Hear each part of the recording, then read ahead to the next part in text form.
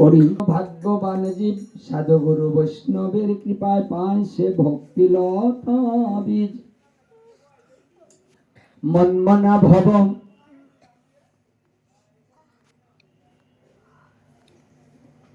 শ্রীমদ গীতা এবং ভাগবত যেখানে আলোচনা হয়, যেখানে অধ্যয়ন হয়, যেখানে অর্চন হয়, সেখানে সমস্ত দেবগণের আগমন হয় এবং সকলের কৃপা সেকালে বর্ষণ হয় এবং তার মাধ্যমে গোবিন্দ প্রীত হয়। আর গোবিন্দ প্রীত হলে জীবের কল্যাণ সাধন হয়, মনোবাঞ্ছা পূর্ণ হয়, সংসার সুখের হয়, জীবন ধন্যাতিধন্য হয় এবং পরকালে শ্রীধাম বৃন্দাবন প্রাপ্ত হয়। এই জন্য কলির সর্বশ্রেষ্ঠ ভজন শ্রবণম। শ্রবণের মাধ্যমে কৃষ্ণ দর্শন করাই সহজ। সহজে যা পারেন, সহজে যা হবে, শ্রবণে যা করতে পারবেন সেটা ভজন করে করা যাবে না। কারণ ভক্তমুখে কৃষ্ণ কথা শুনলে জোড়ায় পঞ্চ আত্মা। জীবের যে পাঁচটা আত্মা আছে, সেই জীবের পাঁচটা আত্মাকে জোড়ানোর জন্য, সন্তুষ্ট করার জন্য, তাদেরকে নিজের আয়ত্তে রাখার জন্য, সেই আত্মাগুলা যেন আমার বিপদগামী না হয়, তার জন্য সমস্ত আত্মাগুলাই এই হরিনামের মাধ্যমে, শ্রবণের মাধ্যমে শান্ত হয়ে যায়। এই জন্য শ্রবণ হলো কলির শ্রেষ্ঠ ভজন। শ্রবণে পরীক্ষিত মহারাজ কৃষ্ণ দর্শন করেছেন। এখানে ভাগবত প্রমাণ করেছেন যে একমাত্র শ্রবণের দ্বারাতেই এবার তুমি কৃষ্ণকে দর্শন করতে পারো। মানে ভগবান দর্শন করতে আর কিছু প্রয়োজনই হবে না, যদি শ্রবণের মধ্যে আমাদের ভক্তি মিশ্রণ হয়, যদি শ্রবণটা মনের দ্বারাতে হয়। শ্রবণ মন দিয়ে করতে হবে, শুধু কর্ণ দিয়ে করলে হবে না, এবং সেই মনটা থাকতে হবে একনিষ্ঠ। যেখানে গীতা ভাগবত অধ্যয়ন করা হয়, সেখানে 33 কোটি দেবতার একসঙ্গে পূজা হয়। তারপরে ভাগে ভাগে পূজা করে সন্তুষ্ট করা কঠিন, আবার সবার পূজা করাও সম্ভব না। কারণ 33 কোটি দেবতা আপনি চেনেন না, তাদের নাম জানেন না, তাদের অবস্থান জানেন না, পূজা পদ্ধতি জানেন না, তার বিধান নেই। তাহলে সকল দেবতাকে সন্তুষ্ট করব আমরা কি করে? আমরা তো বেছে বেছে কটা দেবতা চিনি, যাদেরকে চিনি তাদের পূজা করি, যাদেরকে চিনি না তাদের পূজা কিন্তু হচ্ছে না। তাহলে সবাই সন্তুষ্ট হচ্ছে না। কোনো কোনো দেবতা ক্রোধান্বিত হচ্ছে যে তুই ওকে পূজা করলি, তুই আমাকে দিলি না। কি যদি একজনকে ভালোবাসেন আর একজনকে না বাসেন, যে বাসে না ভালো তার রাগ ধরে না, তার রাগ ধরে না। তুই ওকে জিজ্ঞাসা করলি, আমাকে করলি না, ওকে নিমন্ত্রণ করলি, তুই আমাকে করলি না। হ্যাঁ, তাহলে একজনকে খুশি করলাম, একজনকে পারলাম না। তাহলে কলিজীব যেন সবাইকে খুশি করতে পারে সেই ব্যবস্থাটাই করে দিই। সেই ব্যবস্থাটাই হচ্ছে এই গীতা ভাগবত। কারণ এখানেই সমস্ত দেবতা প্রসন্ন হয়ে থাকেন। কারণ গীতা ভাগবত অর্চন হলে সমস্ত দেবগণের অর্চন হয়ে যায়। যেখানে গীতা ভাগবত অধ্যয়ন হয়, সমস্ত দেবতার আগমন হয়। তাহলে আপনাদের ঋষি বাড়াতে শুধু ভক্ত আসবে না, এখন দেবতারাও এখানে এসেছে। কারণ যেখানে নিমন্ত্রণ হয়, বৈষ্ণব সেবা হবে, গীতা ভাগবত হবে, সেদিন দেবতাদের নিমন্ত্রণ হয়ে যায়। নাম সংকীর্তন হবে, এগুলোর মধ্যে আলাদা করে দেবতাদের নিমন্ত্রণ করতে হয় না।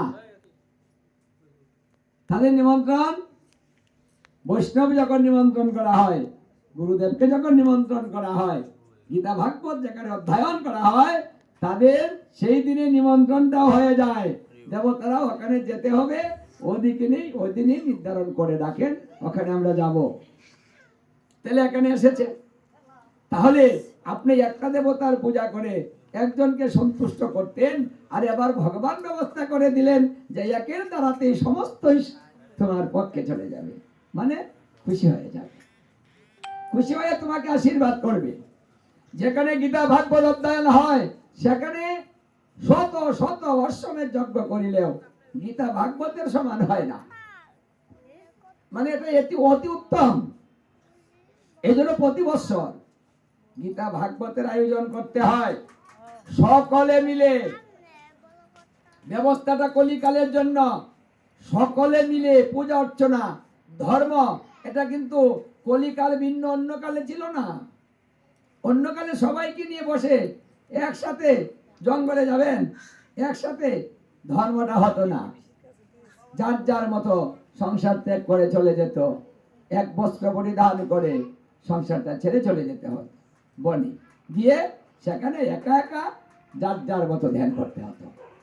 আজকে আমরা সবাই বসে একসাথে আনন্দ করছি, এই সুযোগটা কিন্তু আগে ছিল না। সবাই বসে আনন্দ করবেন না, যার যার মতো ধ্যানস্থ, কে আসতো আর কে গেল দেখার সুযোগ ছিল না। তাহলে এবার আমরা সেই সুযোগটাও পেয়েছি যে সবাইকে নিয়ে একসাথে আমরা ধর্মটা করতে পারছি। এই জন্য কলির ধর্মটা হচ্ছে আনন্দদায়ক ধর্ম, আরাম প্রিয় ধর্ম, বিনা পরিশ্রমের ধর্ম। এই যে যার যার ইচ্ছা মতো বসেছেন, আরামে বসেছেন, এই বসার মধ্যে পার্থক্য ছিল অন্য যুগে। যেভাবে খুশি সেইভাবে বসলে ধর্ম হতো না, হ্যাঁ, সেটা আসন আসন করে বসতে হতো, আর একা আসনে থাকতে হতো একাধারে বহু বৎসর পর্যন্ত একভাবে থাকতে হতো। আর এখন একভাবে থাকতে পারেন? হ্যাঁ,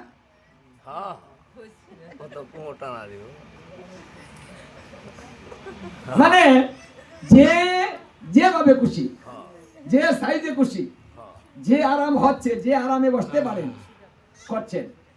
কেউ চাদর গায়ে দিচ্ছেন, কেউ ফেলে দিচ্ছেন, হ্যাঁ, কেউ উপরে বসছে, কেউ নিচে বসছে, কেউ খাটে বসে আছে, কি আরাম! তাহলে এত আরামের ধর্ম আমরা পেয়েছি। তাহলে আমাদের মতো ভালো কিন্তু সত্য যুগ না, ত্রেতা যুগ না, দাপর যুগ না। আমরা ভালো, কারণ ভালো জিনিসটাই আমরা পেয়েছি। আমরাই ভালো, আমরাই ভাগ্যবান, আমরাই ভাগ্যবতী। দেখুন, কলিকাল ভিন্ন অন্য কালে, অন্য যুগে সবাই ধর্ম করতে পারতো না, সুযোগটাও ছিল না। বেছে বেছে ধর্ম করবে কারা? শূদ্রের কোনো ধর্ম নেই, তাই শূদ্র ধর্ম করতো না, অধিকার ছিল না। আর এবার শূদ্রে অধিকার পেয়েছে, ধর্ম করার সুযোগ পেয়েছে, গোবিন্দকে ধরার সুযোগ পেয়েছে, চরণ স্পর্শ করার সুযোগ পেয়েছে, পূজা অর্চনা করার সুযোগ পেয়েছে, গীতা ভাগবত অধ্যয়ন করার সুযোগ পেয়েছে, বৈষ্ণব সেবা দেবার সুযোগ পেয়েছে, ভক্ত সঙ্গ করার সুযোগ পেয়েছে। হ্যাঁ, মানে প্রত্যেকটা কাজের মধ্যে অংশগ্রহণ করার সুযোগ এসেছে। তাহলে এককভাবে যদি কেউ কোনো অনুষ্ঠান করতে না পারে, তাহলে মহাপ্রভু ভিক্ষা করে সকলকে নিয়ে একসাথে করার ব্যবস্থাও করে গেলেন। একা করতে পারেন না, সবাই গ্রামের মিলে করবেন। এখানে যে যা দিয়ে অংশগ্রহণ করবেন সমান ভাগ নিয়ে যাবেন।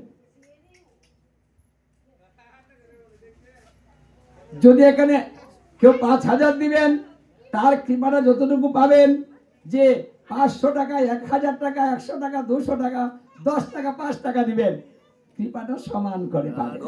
মানে টাকাটা বেশি দিলেই কৃপাটা বেশি হবে না, যদি মনটা ভালো থাকে। সামর্থ্য অনুযায়ী সবাই দিয়ে যাবেন। তাই এই অনুষ্ঠানে সবাই মিলে যে স্থানে করবেন, ওই স্থানেই ভগবান চলে আসবে এবং কৃপাটাও এখান থেকেই করবেন। তাহলে যেখানে অনুষ্ঠানটা হবে সেখান থেকে কৃপা নিয়ে সবাই যাবেন। অনুষ্ঠান কোন বাড়িতে হচ্ছে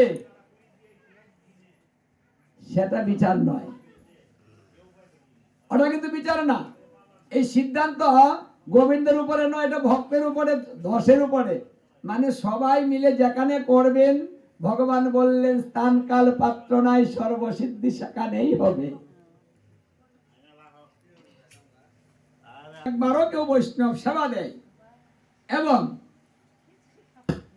গীতা ভাগবত অধ্যয়ন করায়, তাহলে তার কাছে তোমরা যেও না। যমদূতকে যমরাজ নিজে না করলেন, নিষেধ করে দিলেন। করেছে ভক্ত সঙ্গ করেছে, সেখানে যেও না। একজন বৈষ্ণব, একজন গুরুদেব